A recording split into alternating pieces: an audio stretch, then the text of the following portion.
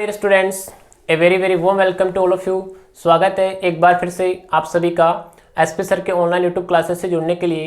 देखिए फ्रेंड्स, वैसे अपना पार्ट्स ऑफ स्पीच के लेक्चर्स अपने चल रहे थे कंटिन्यू, लेकिन उनको एक बार अपन यहीं पे रोकते हुए आरबीएससी 10th बोर्ड के एग्जाम्स जो एनुअल जो एग्जाम्स होने वाले हैं तो उनको देखते हुए अपन जो फ्रेमिंग क्वेश्चन जो टॉपिक है उसको आज की क्लास के अंदर अपन डिस्कस करने वाले हैं। ठीक है दोस्तों, तो स्टार्ट करते हैं अपन। देखो फ्रेमिंग क्वेश्चन, सबसे पहली चीज़ आपको फ्रेमिंग क्वेश्चन पढ़ने के लिए कोई भी रूल वगैरह कोई भी नियम वगैरह मैं आपको इस क्लास के अंदर बताने वाला नहीं हूँ। सीधा सीधा आपको केवल दो ही चीज़ें आपको ध्यान में रखनी है, और जिस प्रकार से मैं आपको पूरी लेक्चर पूरा वीडियो आपको अंत तक अगर बने रहते हो तो आप फ्रेमिंग क्वेश्चन का अगर क्वेश्चन आता है आपके परीक्षा के अंदर तो आपका कभी गलत नहीं होगा। तो करते स्टार्ट एक बार। देखिए फ्रेमिंग क्वेश्चन, फ्रेमिंग क्वेश्चन। देखिए फ्रेमिंग क्वेश्चन का मतलब तो आप सभी जानते हो, फ्रेम का मतलब होता है बनाना और क्वेश्चन का मतलब होता है प्रश्न। तो अपन क्या करने वाले हैं, प्रश्नों को बनाने वाले हैं। इसका मतलब आंसर अपने पास दिया हुआ होगा और उस आंसर से अपन क्या करेंगे, प्रश्न का क्वेश्चन का निर्माण करने वाले।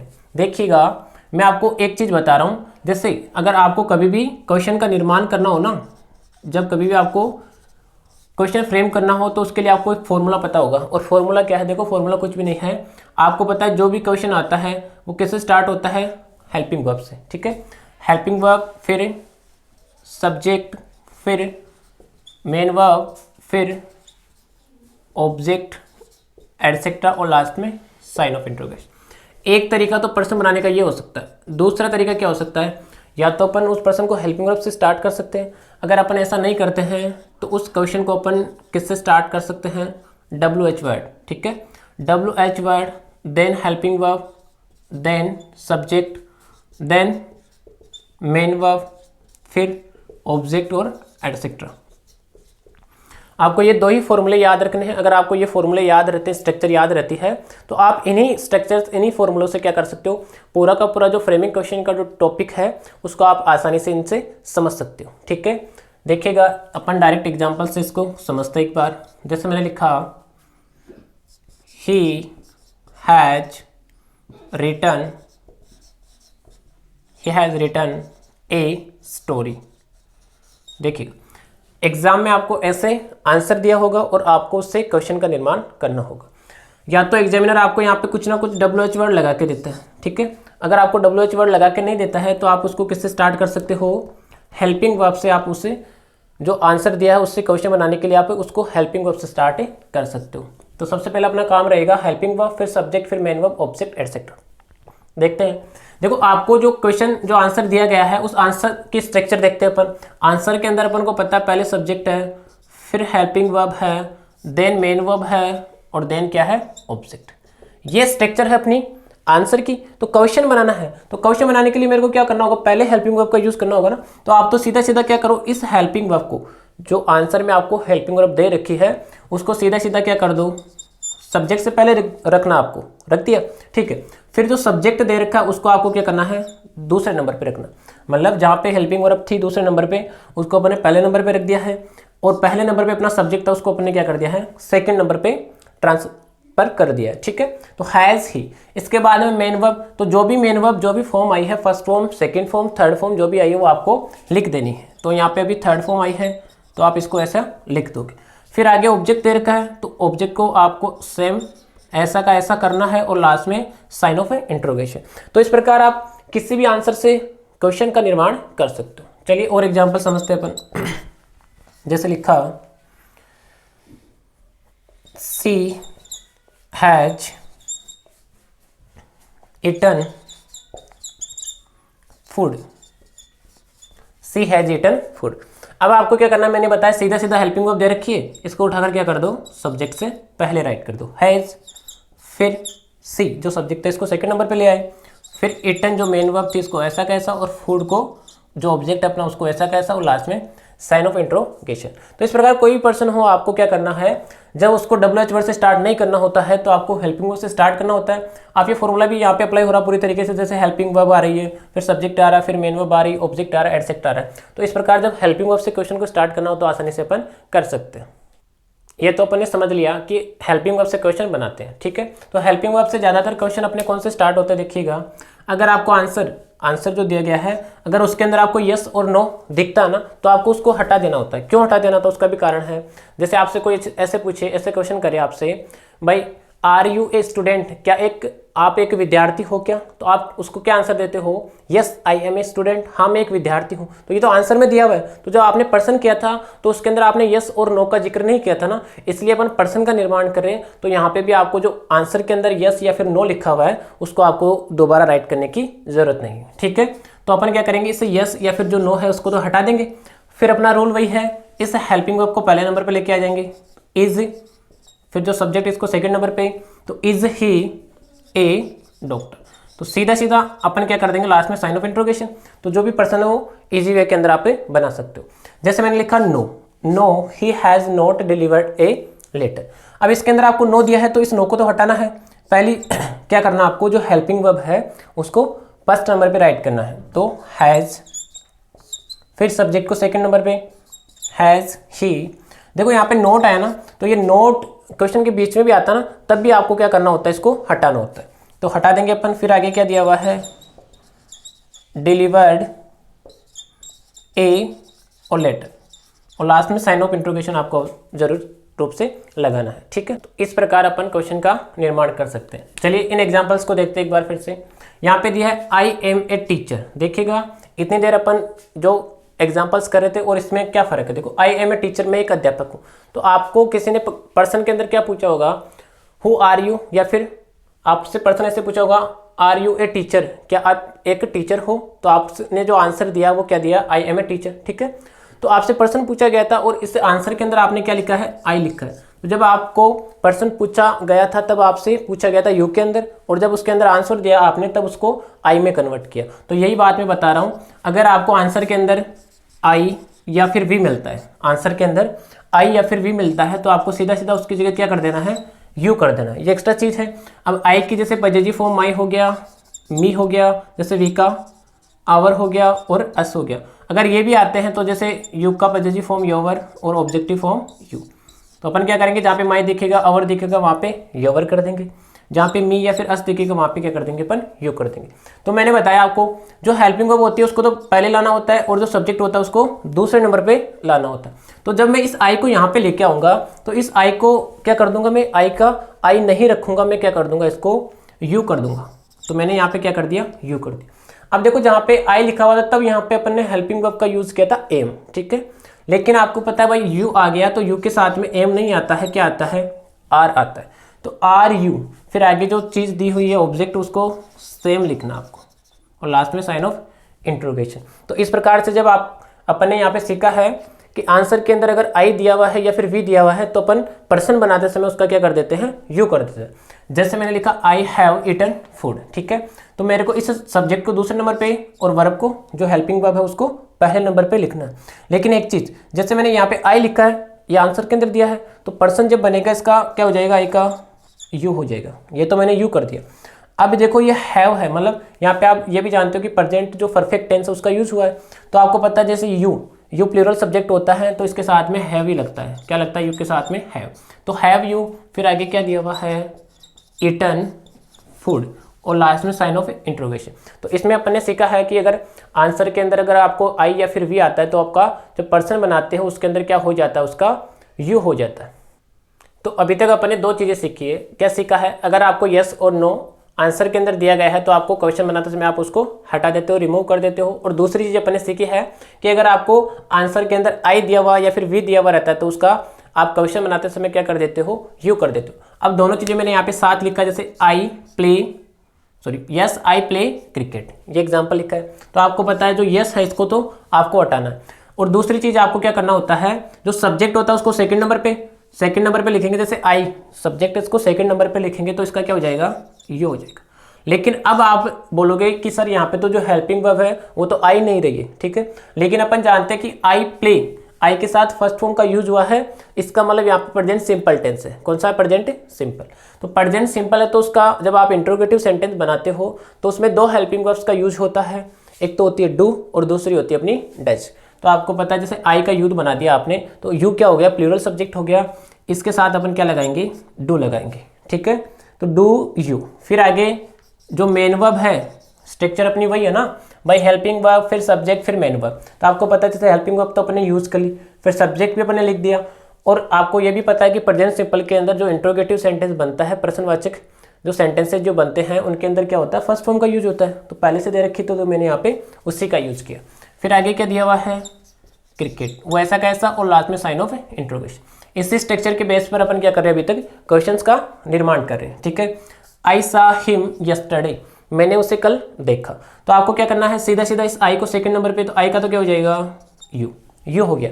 अब यहाँ पे कुछ ना कुछ हेल्पिंग वर्ब्स होनी चाहिए थी, लेकिन जो कि इस पर्सन के अंदर आपको देखने को नहीं मिल रही है। अपन क्या करेंगे, जैसे आई सा, सी होता ना, उसकी सेकेंड फॉर्म सा, तो मैंने देखा, इसका मतलब पास्ट सिंपल की बात हो रही है। तो पास्ट सिंपल का जब इंट्रोगेटिव बनाते हैं तो आपको सीधा सीधा क्या याद रखना है, जो हेल्पिंग वर्ब होती है उसकी डिड होती है। क्या होती है, डिड।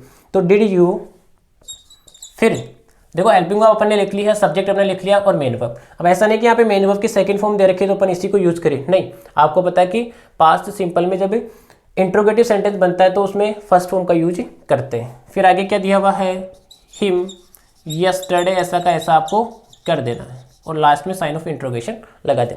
तो इन दोनों एग्जांपल्स के अंदर अपन ने क्या समझा है कि यहाँ पे हेल्पिंग वर्ब्स का यूज नहीं हो रहा था, तो अपन ने ये पहचाना कि अगर सब्जेक्ट के साथ में फर्स्ट फॉर्म या फिर एस और यस हो ना, तब तो प्रेजेंट सिंपल होता है, उसके साथ तो डू या फिर डज लगाना होता है। यहाँ पे जब सेकंड फॉर्म का यूज होता है तब आपको एक ही हेल्पिंग वर्ब लगानी होती है, डिड। ठीक है, they play cricket in the evening, ये लिखा है, तो मेरे को क्या करना है, इस दे को तो सीधा सीधा इसको यहाँ पे ट्रांसफर कर देना दूसरे नंबर पे। यहाँ पे आई नहीं है, इसका मतलब दे है तो दे का दे ही रहेगा। फिर आपको यहाँ पे हेल्पिंग वर्ब का यूज नहीं हो रहा है तो आपको लगानी पड़ेगी, तो लगाएंगे कैसे, दे आया, फिर जो वर्ब है उसके फर्स्ट फॉर्म का यूज हुआ, इसका मतलब सेम ऐसा ही है, प्रेजेंट सिंपल टेंस है तो उसके अंदर डू या फिर डज लगता है। तो अभी प्लूरल सब्जेक्ट है दे, तो इसके साथ मैंने क्या लगा दिया, डू लगा दिया, डू दे। फिर first form main verb play, फिर आगे क्रिकेट, और जो एटसेट्रा में लिखा हुआ है इन द इवनिंग, और लास्ट में साइन ऑफ इंट्रोगेशन। तो अपने समझा कि अगर हेल्पिंग वर्ब का यूज ना हुआ हो आंसर के अंदर, तो अपन क्वेश्चन के अंदर मन से जिस टेंस के अंदर अपना आंसर होता है उसकी टेंस के अपन क्या लगा देते हैं, हेल्पिंग वर्ब का यूज करते हैं। तो चलिए अब अपन एक इंटरेस्टिंग चीज़ यहाँ पे सीखने वाले हैं, स्टूडेंट्स डू देयर होमवर्क। तो आपको मैंने सिखाया जो सब्जेक्ट होता है उसको आपको सेकंड नंबर पे, और जो हेल्पिंग वर्ब होती है उसको फर्स्ट नंबर पे राइट करना होता है। लेकिन आपको एक बार मैं बताना चाहता हूँ, स्टूडेंट्स डू देयर होमवर्क, विद्यार्थी अपना कार्य करते हैं। यहाँ पे कहीं आप इससे जो डू है इसको ये समझ लेते हो कि ये जो डू है वो किसके रूप में आया है, हेल्पिंग वर्ब के यूज रूप में आया है। लेकिन आपको पता कैसे चलेगा कि ये जो डू है वो हेल्पिंग वर्ब के रूप के अंदर आया है या फिर ये एक मेन वर्ब के रूप में आया है। तो उसके लिए मैं बता रहा हूँ, अगर ये हेल्पिंग वर्ब के रूप में आता ना, तब तो क्या होता है, इसके साथ में कोई ना कोई मेन वर्ब दी हुई होती और उसकी फर्स्ट फॉर्म आपको दी हुई रहती। ठीक है, तो यहाँ पे ये हेल्पिंग वर्ब के रूप में नहीं है, ये क्या है, एक मेन वर्ब के रूप में है। तो मेन वर्ब के रूप में इसका मतलब स्टूडेंट्स सब्जेक्ट हो गया, फिर यहाँ पे जो मेन वर्ब उसकी फर्स्ट फॉर्म यूज हुई है। ठीक है, इसका मतलब प्रेजेंट सिंपल का सेंटेंस है। तो आपको तो क्या करना है, जो सब्जेक्ट है उसको सेकंड नंबर पे ट्रांसफर करना। अब इससे पहले लगानी है आपको हेल्पिंग वर्ब। तो स्टूडेंट्स बहुवचन हो गया, प्रेजेंट सिंपल के अंदर डू या फिर डज होती है हेल्पिंग वर्ब, तो अपने स्टूडेंट्स के साथ क्या लग जाएगा, डू लग जाएगा। ठीक है, डू स्टूडेंट्स। फिर आगे मेन वर्ब की फर्स्ट फॉर्म क्या है, डू, तो वो ये मेन वर्ब है ना डू, ये वाला डू और ये वाला जो डू है इसके अंदर फर्क क्या है, ये यहाँ पे मेन वर्ब के रूप में इसको मैंने यहाँ पे लिखा, और ये वाला जो डू है मैंने यहाँ पे प्रेजेंट सिंपल की बात हो रही थी तब यहाँ पे मैंने राइट किया। ठीक है, फिर आगे क्या लिखा है, देयर होमवर्क, और लास्ट में sign of interrogation. She does her homework, वह अपना कार्य करती है। तो यहाँ पे अपन क्या करेंगे, इस सब्जेक्ट को तो लेकर आएंगे सेकंड नंबर पे, ये लिख दिया मैंने। इससे पहले मेरे को लगानी है हेल्पिंग वर्ब। अब आप देखो ये जो डज है ना, इसके आगे मेन वर्ब नहीं दे रखी, इसका मतलब ये डज जो है वो खुद ही क्या है, मेन वर्ब है। ठीक है, क्योंकि सिंगुलर सब्जेक्ट है, ये डू वर्ब होते हैं ना, उसमें ईएस लगा हुआ, इसका मतलब मेन वर्ब की फर्स्ट फॉर्म में ईएस लगा हुआ, तो प्रेजेंट सिंपल की बात हो रही है। तो प्रेजेंट सिंपल में उनको पता है कि जो हेल्पिंग वर्ब लगती है वो क्या लगती है, डू या फिर डज लगती है। तो डज सी, फिर आगे डू हर होमवर्क। तो इस प्रकार जब डू और डज हेल्पिंग वर्ब के रूप में ना आकर मेन वर्ब के रूप में आए तो आप उनको ऐसे कर सकते हो। तो चलिए अब अपन ने ये तो समझ लिया है कि जब हेल्पिंग वर्ब से अपन को क्वेश्चन का फॉर्मेशन करना हो तो अपन इजीली कर सकते। अब दूसरा टाइप अपना क्या है, WH वर्ड से अपन को क्वेश्चन बनाना है। तो देखिएगा, जैसे आपको कोई भी आंसर देगा रमेश रोट ए लेटर, तो आपको वो बताएगा कि आपको कौन से WH वर्ड का यहाँ पे यूज करना है। तो जैसे मैंने यहाँ पे आपको लिखा है कि ये जो पर्सन है आपको आंसर दिया गया है, उससे जो पर्सन आपको बनाना है वो किसका यूज़ करके बनाना है, हु का यूज़ करके बनाना।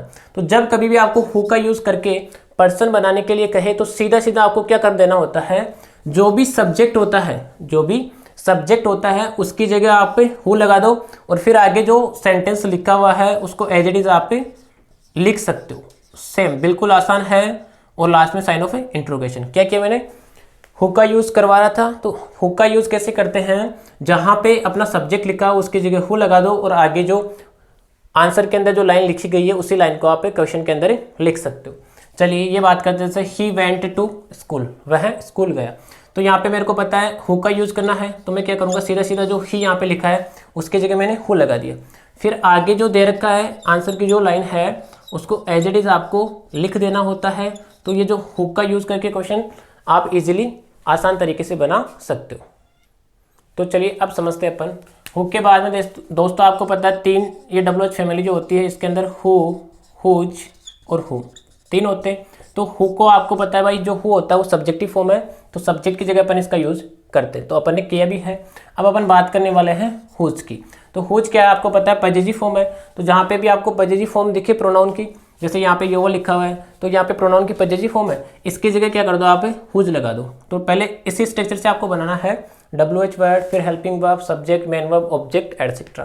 तो अपन क्या करेंगे, जहाँ पे पजेसिव फॉर्म लिखी हुई है योवर, उसकी जगह तो मैंने क्या लगा दिया, हुज। एक चीज़ एक्स्ट्रा आपको ध्यान में ये रखनी है, जब हुज का यूज़ करो आप तब जो भी पजेसिव फॉर्म उसके आगे जो नाउन लिखा हुआ ना, इसके साथ में जो नाउन लिखा हुआ तो इस नाउन को आपको इसके साथ ही रखना है। तो ये एक एक्स्ट्रा काम है हुज कार, इसको लिख दिया। फिर दूसरा क्या आता है अपना हेल्पिंग वर्ब। तो यहाँ पे सेकंड फॉर्म का यूज हुआ, इसका मतलब पास्ट सिंपल। तो पास्ट सिंपल का जब इंट्रोगेटिव बनता है तो हेल्पिंग वर्ब आती है अपनी डिड, तो हुज कार डिड। फिर सब्जेक्ट जैसे आई है तो आई का सब्जेक्ट क्या हो जाएगा, यू। इसी स्ट्रक्चर से कर रहे हैं अपन है ना। तो हुज कार डिड यू, फिर फर्स्ट फॉर्म परचेज, फिर आगे यस्टरडे लिखा हुआ है तो उस यस्टरडे को आपको एज इट इज लिखना है। लास्ट में साइन ऑफ इंट्रोगेशन, ठीक है। जैसे ये लिखा सी रेस्पेक्ट्स माई मदर, तो अपन इसके अंदर भी किसका यूज़ कर रहे हैं, हुज का यूज़ कर रहे हैं, हुज से। तो हुज का यूज़ कर रहे हैं तो हुज लगेगा पजेसिव फॉर्म। तो ये रही पजेसिव फॉर्म माई, इसके जगह मैंने हुज लगा दिए। इसके साथ में जो नाउन दे रखी है तो उसको एज इट इज आपको लिखना है, तो हुज मदर।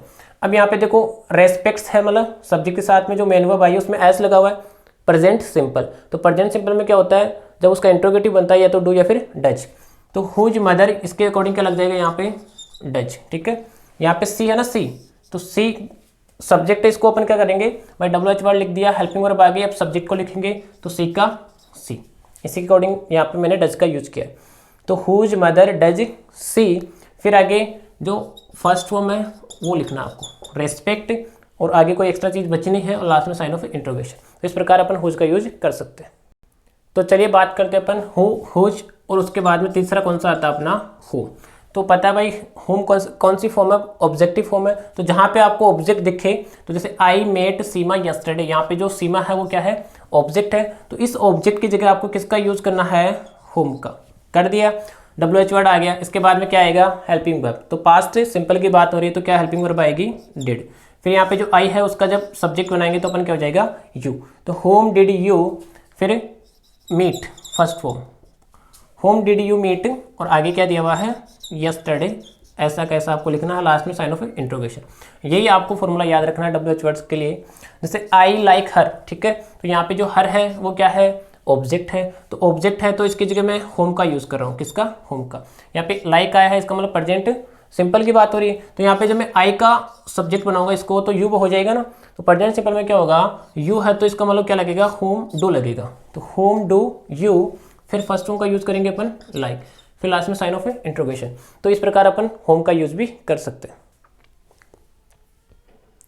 तो वाट के बाद में अपन स्टार्ट करते हैं किसको, सॉरी, जैसे अपन ने पढ़ा भी हु, हुज, होम, तीनों कंफर्म हो गए अपने। इसके बाद में अपन यूज़ करने वाले हैं वॉट का। तो वाट के लिए मैंने आपको बताया है कि वाट का यूज़ आपको कहाँ पे करना है, जो आपको मेन वर्ब दिखे ना, मेन वर्ब, तो उसके बाद में जो भी सेंटेंस लिखा हुआ है, जैसे ये मेन वर्ब है वांट, तो इसके बाद में जो भी सेंटेंस लिखा हुआ है उसकी जगह आप किसका यूज़ करोगे, वांट का यूज़ करोगे, सॉरी वॉट का यूज़ करोगे। तो ये तो मैंने लगा दिया यहाँ पे वॉट, ठीक है। वाट मैंने लगाया, जो मेन वर्ब है ना उसके तुरंत बाद में जो भी सेंटेंस लिखा हो, इस पूरे सेंटेंस की जगह मैंने किसका यूज कर लिया है, वोट का यूज कर लिया, ठीक है, वोट। फिर आपको अगर आप इसका अर्थ से भी करना चाहते हो तो वैसे भी कर समझ सकते हो एक बार कैसे। We want to learn how to speak English, हम चाहते हैं कि किस प्रकार इंग्लिश बोली जाती है, हम सीखना चाहते हैं, ठीक है। तो आप क्या सीखना चाहते हो, इससे पर्सन यही बनेगा ना, वाट का मतलब होता है क्या, तो आप क्या सीखना चाहते हो, तो आंसर आपको मिला to learn how to speak English. तो जो आंसर मिला उसकी जगह मैंने क्या लगा दिया है, वोट लगा दिया, ठीक है। फिर यहाँ पे देखो जैसे वी है तो वी का जब मैं सब्जेक्ट बनाऊंगा तो इसका क्या हो जाएगा, यू हो जाएगा, यू कर दिया अपन ने, ठीक है। ये करने के बाद में आपको पता है भाई यहाँ पे फर्स्ट फॉर्म का यूज हुआ है, इसका मतलब प्रेजेंट सिंपल आया है, तो प्रेजेंट सिंपल के अंदर क्या होता है, डू। तो व्हाट डू यू, फिर आगे जो वांट दे रखा उसको ऐसा का ऐसा आपको राइट करना, ठीक है। ये वाला एग्जांपल है जैसे दे आर लर्निंग इंग्लिश, वो इंग्लिश सीख रहे। तो मैंने बताया जो मेन वर्ब आती है ना उसके बाद में जो लिखा हुआ रहता है उसकी जगह आप किसका यूज करो, वोट का। तो ये लगा दिया मैंने वोट। तो जब आपको वोट के लिए बोले तो इस प्रकार करना है आपको। फिर जो टेंस है, जैसे अभी यहाँ पे प्रेजेंट है, कंटिन्यूस की बात हो रही है। अच्छा ये जो दे है इसको सब्जेक्ट लिखूंगा तो मैं दे का दे ही रहेगा, ठीक है। तो वोट और इसके बीच में मेरे को जैसे WH वर्ड उसके बाद में हेल्पिंग वर्ब लिखना होता है, तो हेल्पिंग वर्ब में कौन सी लिखूंगा, यहाँ पे आर ही लिखूंगा, दे के अकॉर्डिंग आर आएगी। तो वोट आर दे, फिर आगे क्या लिखा हुआ है, लर्निंग, ठीक है, और लास्ट में साइन ऑफ ए इंट्रोगेशन। इस प्रकार आप वाट का यूज कर सकते हो। तो वाट के बाद में अपन समझते हैं वेहर के बारे में। देखिएगा वेहर तो नाम, इसका जो अर्थ है उसी से अपन स्पष्ट समझ सकते हैं। वेहर का मतलब होता है कहाँ। तो जहाँ पे आंसर जो उत्तर लिखा हो उसके लाइन में अगर आपको किसी न किसी स्थान के बारे में, किसी न किसी जगह के बारे में बताया गया है तो आपको उस जगह के स्थान पर आपको किसका यूज करना है, वेहर का। जैसे आई वर्क एट होम, मैं घर पर कार्य करता हूँ, तो यहाँ पे जगह क्या है, घर है ना, ठीक है। तो इस घर की जगह आपको क्या करना है, वेहर का यूज करना है। तो वेहर, फिर यहाँ पे देखो टेंस कौन सा है भाई, अपने WH वर्ड लिख दिया, इसके बाद में हेल्पिंग वर्ब लगानी होती है। तो जो आई है उस आई से अपना क्या हो जाएगा, यू हो जाएगा। तो यू हो जाएगा तो इससे पहले कुछ ना कुछ हेल्पिंग वर्ब भी आएगी। तो हेल्पिंग वर्ब आपको पता है प्रेजेंट सिंपल है तो क्या आ जाएगी, डू। तो वेहर डू यू, फिर आगे क्या लिखा हुआ है, वर्क, और लास्ट में साइन ऑफ इंट्रोगेशन। तो इस प्रकार आप वेयर का यूज कर सकते हो। जैसे ये वाला एग्जांपल है, सी वेंट टू दिल्ली, वह दिल्ली गई। तो यहाँ पे स्थान जो है दिल्ली, तो उसके स्थान पर तो मैंने क्या लगा दिया है, वेयर लगा दिया। इसके बाद में नंबर आता है हेल्पिंग वर्ब लगाने का। तो यहाँ पे सेकंड फॉर्म का यूज हुआ, तो आपको पता है कौन से हेल्पिंग वर्ब का यूज होगा, यहाँ पे डिड। फिर सब्जेक्ट क्या है, सी, तो वेयर डिड सी, और जो वेंट है उसकी फर्स्ट फॉर्म क्या हो जाएगी, गो। तो इस प्रकार आप वेयर का यूज कर सकते हो। तो चलिए वेहर के बाद में अब समझते हैं अपन वेहन का यूज, ठीक है। तो आपको क्या करना, वेहन का मतलब होता है कब। तो जहाँ पे भी आपको आंसर में दिखे टाइम, कुछ ना कुछ समय दिखे, तो उस टाइम की जगह आपको क्या करना है, किसका यूज करना है, वेहन का। और क्यों करना है, क्योंकि इसका अर्थ क्या होता है, कब। तो कब मतलब टाइम पूछ रहे अपन, टाइम आंसर के अंदर दिया है तो पर्सन बनाते समय अपन उस टाइम की जगह किसका यूज करेंगे, वेहन का, ठीक है। तो अपन सीधा सीधा पहले तो लिखेंगे वेहन, वेहन लिख दिया मैंने, उसके बाद में हेल्पिंग वर्ब। तो हेल्पिंग वर्ब लगाने से पहले एक बार ये देखो कि सी स्लिप्स कौन सा टेंस है, प्रेजेंट सिंपल है। तो यहाँ पे सी के अकॉर्डिंग क्या आ जाएगा, डज, फिर सी। तो वेहन डज सी, और फर्स्ट फॉर्म क्या हो जाएगी इसकी, स्लिप, लास्ट में साइन ऑफ इंट्रोगेशन। ये जो टाइम था इसकी जगह मैंने किसका यूज कर लिया है, वेहन का, ठीक है। They take tea in the morning, अब देखो वे चाय सुबह लेते हो ना, तो इन द मॉर्निंग भी क्या है, टाइम है। तो आपको पता है इन द मॉर्निंग टाइम है, तो इसकी जगह मैंने किसका यूज कर लिया है, वेहन लगा दिया। इसके बाद में देखो कौन सा टेंस आया यहाँ पे, प्रेजेंट सिंपल है, तो दे अपना सब्जेक्ट है यहाँ पे, तो क्या लग जाएगा, डू। इजीली कर सकते हो आप, वेहन डू दे, फिर आगे टेक टी। तो इस प्रकार जहाँ पे भी आपको अगर उत्तर के अंदर टाइम दिया हुआ रहता है तो आप वेहन लगाकर उस टाइम की जगह क्वेश्चन का निर्माण कर सकते हो। तो चलिए अब अपन यूज करते हैं वाई का। वाई, वाई का मतलब होता है क्यों। देखिएगा, I go to school to teach the students, मैं स्कूल जाता हूँ विद्यार्थियों को पढ़ाने के लिए। तो अपन पर्सन क्या पूछेंगे, आप विद्यालय क्यों जाते हो, स्कूल क्यों जाते हो। तो आंसर पे हमें क्या मिला, टू टीच द स्टूडेंट्स, विद्यार्थियों को पढ़ाने के लिए। तो ये जो आंसर मिला, इस आंसर वाले जो सेंटेंस की जगह आपको किसका यूज करना है, वाई का, ठीक है। तो इस वाले सेंटेंस की जगह मैंने वाई का यूज कर लिया, ठीक है। इसका मतलब होता है क्यों, इस कारण। फिर बाद में चलते हैं यहाँ पे टेंस। देखो हेल्पिंग वर्ब का यूज करना WH वर्ड के बाद में, तो हेल्पिंग वर्ब का यूज करेंगे तो पहले आई का क्या कर देंगे अपन, यहाँ पे you.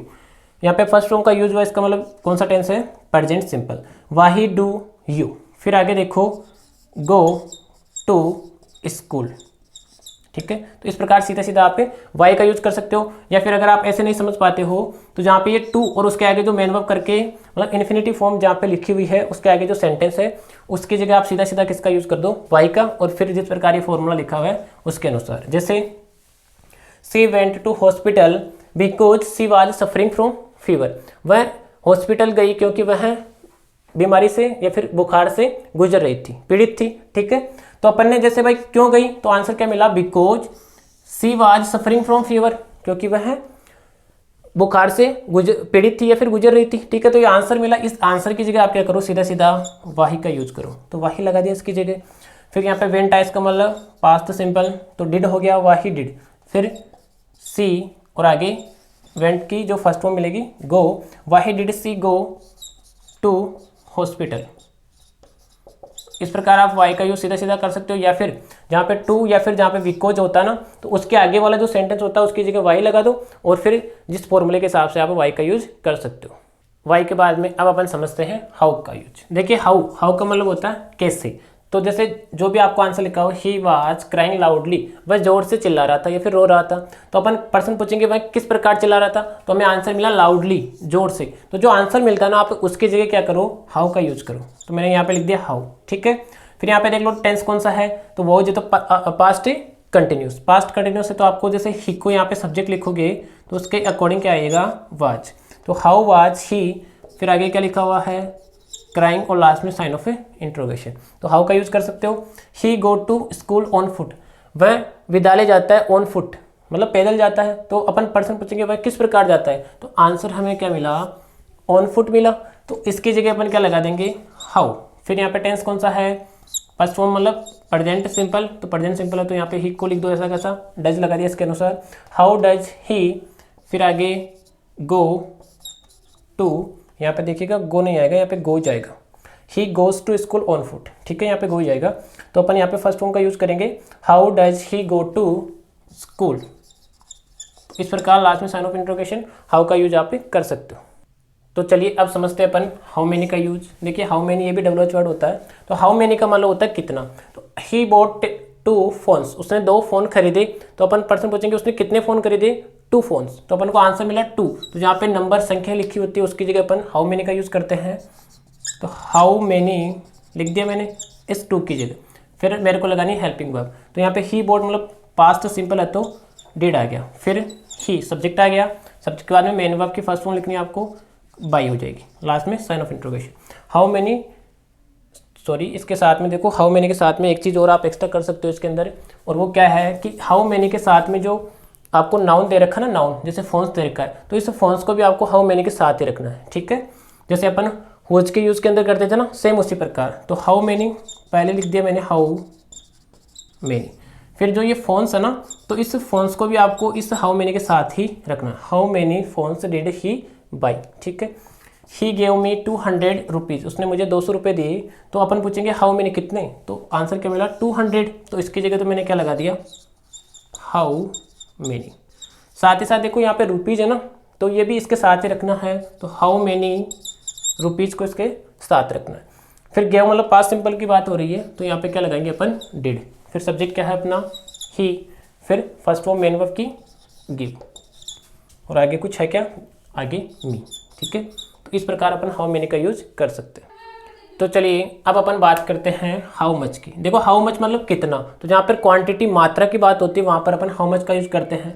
He drink 2 litre milk, उसने 2 लीटर दूध पिया। तो अपन पूछेंगे हाउ मच कितना, तो आंसर क्या मिला 2 लीटर। तो इस जो आंसर मिला इसकी जगह आप क्या कर दो, सीधा सीधा हाउ मच का यूज कर लो, ठीक है, हाउ मच।